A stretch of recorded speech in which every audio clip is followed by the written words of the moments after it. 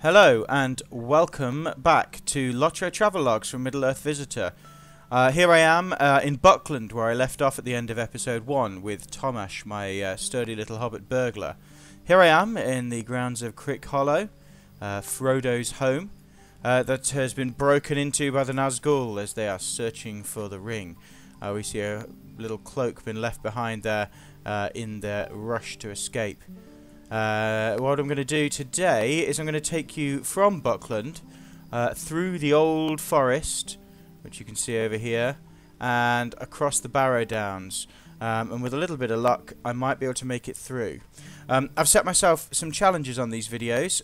Firstly, I am not going to use the map because I'm going to try and find my way without the map. Now that's tricky for me because I have a bad habit of clicking the map every 2 seconds to check where I'm going, so that's a bit of a challenge. And secondly, I am not going to use my heads-up display either, just so that you can see the full graphical splendour of the Lord of the Rings Online without all the UI elements getting in the way. This travelogue is really to showcase the fantastic world building in the game, and to show you how well the devs have done their job of building Middle-Earth.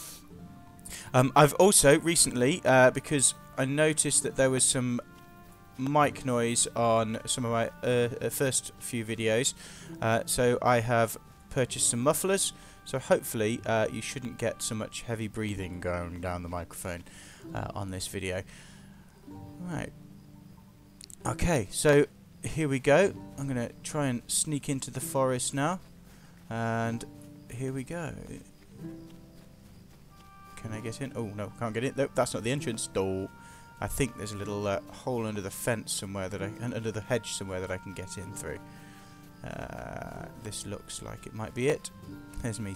There we go. First mistake. Here we go. Now we're in Old Forest Tunnel. Okay. So the Old Forest and the Barrow-Downs were completely cut out of the LOTRO of the Lord of the Rings movies by Peter Jackson, but they took up quite a chunky part of the book. Here we are. We see the sound has changed, and we've got the eerie Old Forest music. The Old Forest is mentioned by Merry when they're in the film, when they're being carried along by Treebeard, and they talk about the old forest in Buckland and how oh, there's another player there. Hello. They talk about the old forest in Buckland and how they thought the trees felt like they were going to move. Now it's quite easy to get lost in here. It looks at the minute like the path is quite clear, but actually if we're going to find our way, we are going to have to come slightly away from the obvious path. Now Frodo and the hobbits managed to get themselves stuck here. Ooh, there's a bear there. Now the tricky thing is, at the minute my because my heads-up display is off, I can't tell whether that bear is going to attack me or not. My level is a little higher than the level of the Old Forest. My burglar is currently about level 25. So some of the bad guys in this place might still feel like they want to take a chunk out of me, but we'll see how we go. We'll see how we go. In the Old Forest, you have to contend with wolves, bears, spiders, bats. Occasionally, the odd tree might decide it doesn't like you being here. So my aim is to try and get through here without getting lost. And as you can see, I've kind of lost the road already. Now, what we might find is if I can... Ooh, lots of bears. What we might find... I tell you what, I'm a burglar. I can sneak past these guys. So, if I do get into any combat, it'll be a nice challenge to see if I can get past without using the heads-up display, because I won't be able to look at my skills to see which skills to use. So... Oh, there's a bat. Keep away from him. Now, if I can find the river, then the Withywindle, then I should be fine to just wander past and swim up the river, or run up the banks of the river. So you can't see me. You can't see me.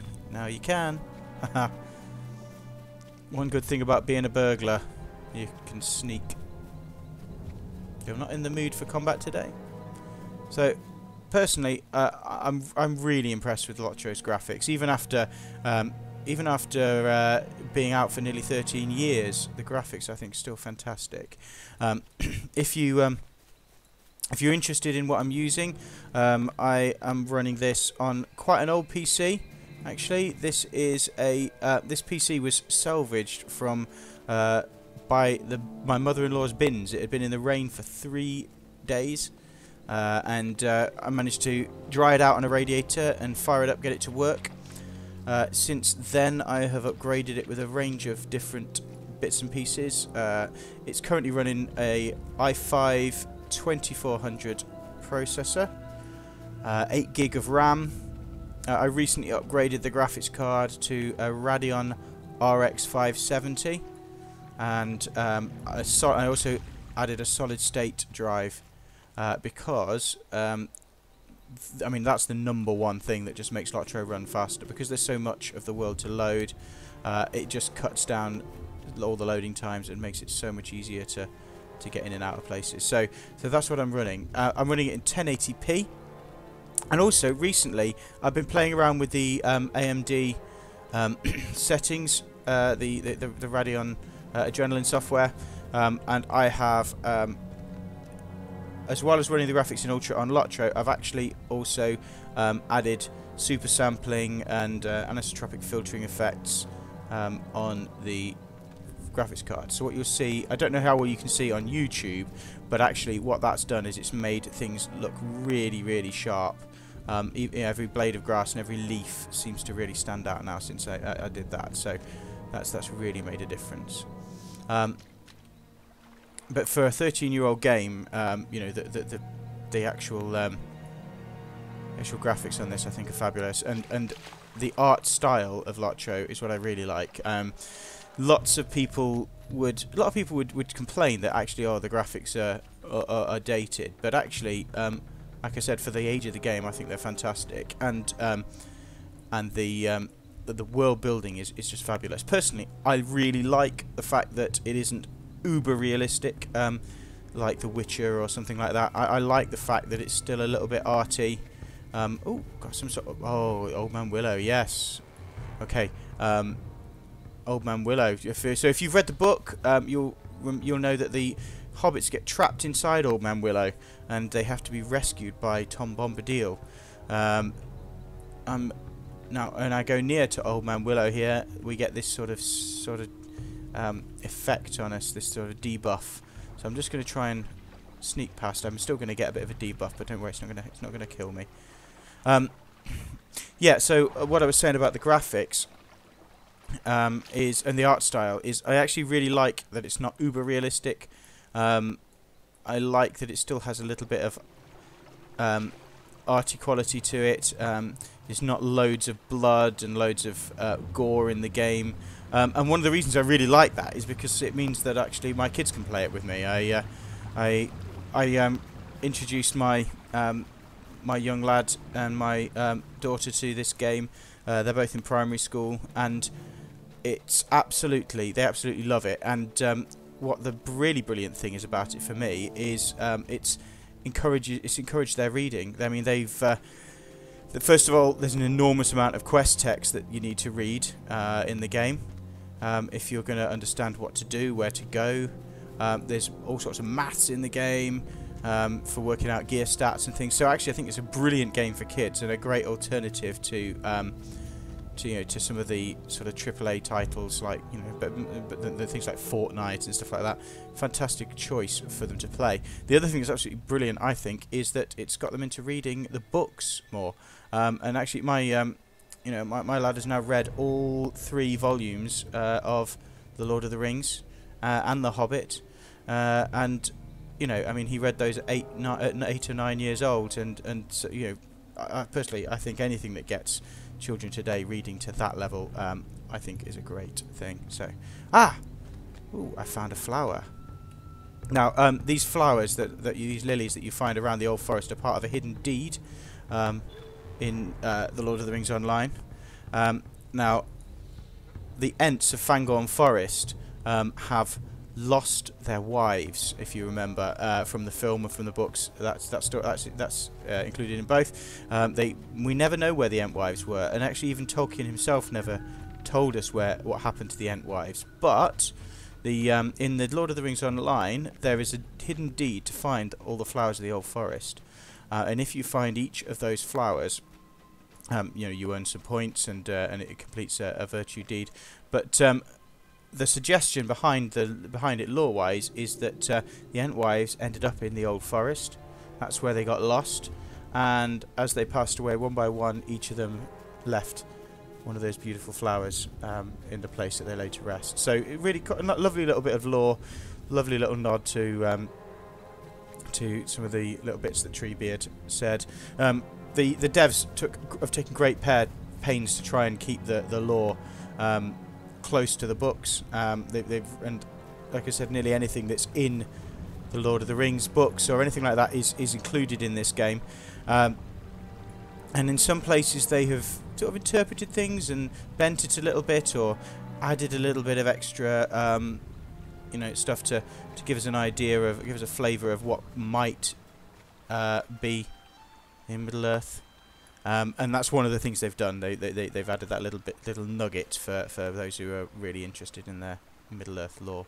So here I am outside Tom Bombadil's house. Tom Bombadil, brutally cut from the movies, but incredibly lovely chap and a great powerful being of Middle-Earth. Let's see if he's in. Yes, and here he is. He's a bit of a weirdo, but he dances about a lot. But Tom Bombadil, yes, he is. He is in this game. Fantastic. When the hobbits stayed in Tom Bombadil's house, they were amazed to see him put the ring on, take the ring off, throw it around, do magic tricks with it. It had no effect on him whatsoever. He was one of the oldest beings in Middle-Earth. And at the Council of Elrond, it was suggested that Tom Bombadil could be given the ring for safekeeping, because he seemed completely immune to its power. However, what they felt was that Tom Bombadil would simply not realise the significance of the ring. They'd probably lose it, and if he didn't lose it, then eventually the armies of Mordor would end up coming for him anyway. So they decided not to do it, which is great, because we wouldn't want Tom's house to get trampled down anyway. But anyway, during the epic quest of Lord of the Rings Online, you do come across Tom Bombadil in your journeys, and he does help you out at one point, which is great. So there we are. Out I go. I'm quite pleased, actually. I thought I was going to get well and truly lost in here, but actually, there we go. Tip, if you just want to find your way through the forest, find the river and follow the river. Although, of course, when you do this, you're probably going to have the map. So that's fine. So, yeah. Okay, when I left Buckland, it was 4 dawn, 9 AM. The sun hadn't come up. Oh, there's Goldberry, Tom Bombadil's wife. Hello, Goldberry. We're going to wander up this hill, and hopefully this should take us out of the Old Forest, if we're lucky. But, of course, out of the Old Forest does not mean out of danger, because the Barrow-Downs border on the... Oh, no, I am going to get attacked. I'm going to have to do some fighting. Oh, I wasn't expecting that today. Fortunately, I'm a little bit higher level than these mobs here, so they're not going to pose me too much trouble. Burglars are the masters of stealth, as you've already seen a little bit about. If you've not played LOTRO before, the burglar is equivalent to, say, the rogue class in WoW, or the thief in something like Skyrim. You use your stealth to get past enemies. You fight with matched daggers. You get bonuses for attacking from behind, and you have all sorts of tricks, all sorts of stuns and debuffs and things you can use to control the crowds. So if you get attacked by 2 or 3 enemies, you can daze one while you kill the other. So although you might not be as tough as some characters, you can mitigate that by protecting yourself from from attacks from by other enemies while you concentrate on one at a time. So that's quite helpful. They're also really, really helpful in a group, in a raid or instance situation, as you can help reduce the amount of damage that the Fellowship is taken, and you can you can kick off Fellowship maneuvers, which are like a kind of special combo move that you can do with your group. If everybody picks the same kind of move at the same time, you get you get a massive attack or a massive heal depending on the situation. Burglars can kick those off, which is nice. Not as useful as they were when the game first came out, but they are still a nice flavourful element of LOTRO. Right, so here we are on the Barrow-Downs, which is swarming with undead. You can see there's a wight up there guarding one of his barrows. I think I should probably... I don't really want to bother him. I'll stealth it so I can get a little bit closer so you can see him. Scary, scary man. So again, the Barrow-Downs feature in the... Oh, no, he's seen me. I pushed that a little bit too far. Ooh. Okay. Yeah, maybe I'll keep out of his way a little bit. We don't want to bother them. Let the dead rest. Let the dead rest. In the Lord of the Rings novel, of course, the hobbits get caught on the Barrow-Downs in the fog, and they end up within a tomb, almost almost about to be entombed forever. But they are saved by I can't see these darn crawlers. They are saved by Tom Bombadil. So, but in the books, the Barrow-Downs are also cut, which is a shame because it is a really flavourful, characterful place, and for the Lord of the Rings Online, it's a great opportunity for players to have a more dangerous area, or area with a more dangerous feel to go through when they are not actually, when they're actually low level.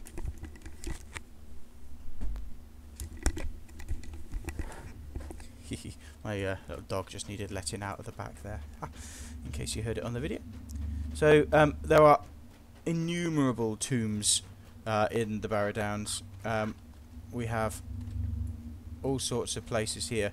There are loads and loads of dungeons you can enter, and I say round about level 20. Oh, swarming there. Round about level 20, you can actually enter the Barrow-Downs instances with groups of people and actually try and tackle the wights and the other beasties that are here. One of the earliest, it's the first real dungeon you'll enter is the Great Barrow at level 20. Instances in LOTRO are essentially what you might call a dungeon in another game.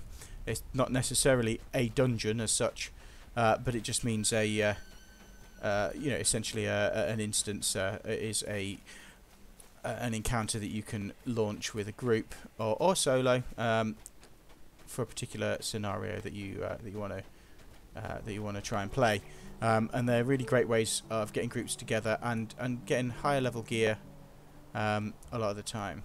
So here we have. Oh, we've made it through the Barrow-Downs.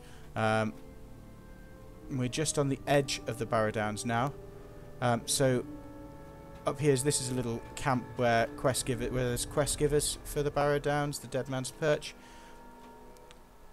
Oh, this poor girl's missing her boys. What a shame.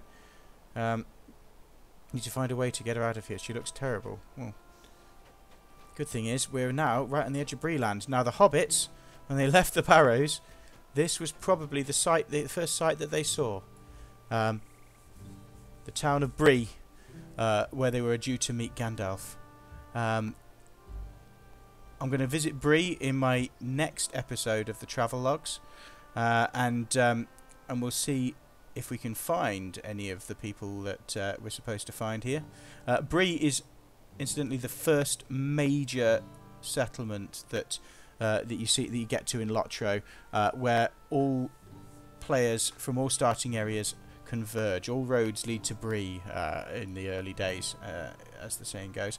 So we'll have a little bit of a tour of Bree in the next travelogue, But in the meantime, I'm going to say farewell. Hit subscribe, and if you want to keep an eye out for when the next episode is up, and by all means give me some feedback, let me know what you thought of this video, and let me know if there's anything you'd like me to cover in a future one. Thanks very much, and have a nice day, everybody.